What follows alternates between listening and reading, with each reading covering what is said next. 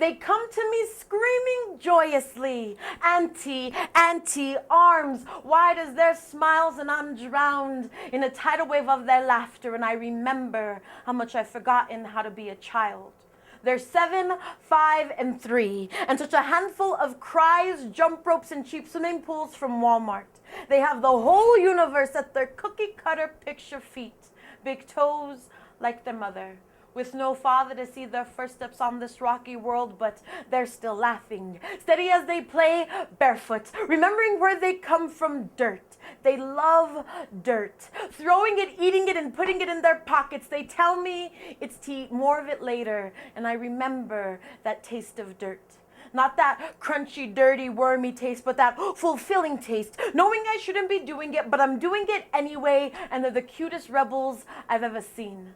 Taking life by the hand and running with it, falling down and getting back up to show how much they've grown, scraping their knees and holding the sky up with their bruises, holding in their tears because this world has bigger rocks to throw at them and they've been through so much already. So for now they're laughing, enjoying their feast of sand and begging me to stay for dinner. And as I sit down to my mud moon pie, they start telling me their dreams. The 7-year-old regales me of late last night nightmares of being ripped apart and strewn across an empty street by an unseen man. Under a moonless sky and laughing stars, he says it reminds him of someone and the scars on his ribs, and I tell him, forget, baby, forget.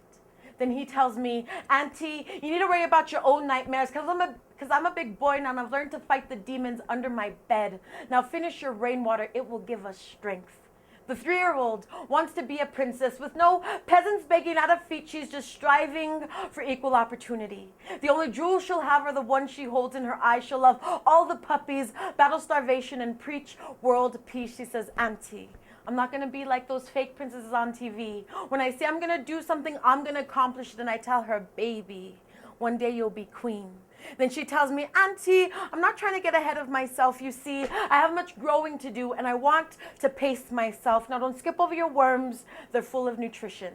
Now the 3-year-old is slinging webs from his wrists like Spider-Man, taking down bad guys left and right, reciting every cuss word he's ever learned, and I dare not censor such innocent eloquence because I can hear him already saying, Auntie, you should know from your own poetry that being such a small voice and so much noise, you gotta capture your audience, tangle them in your web and believe that there's room for change, have them get off their butts and do something. Now, are you gonna finish that? Because I need all the strength and nutrition I can get.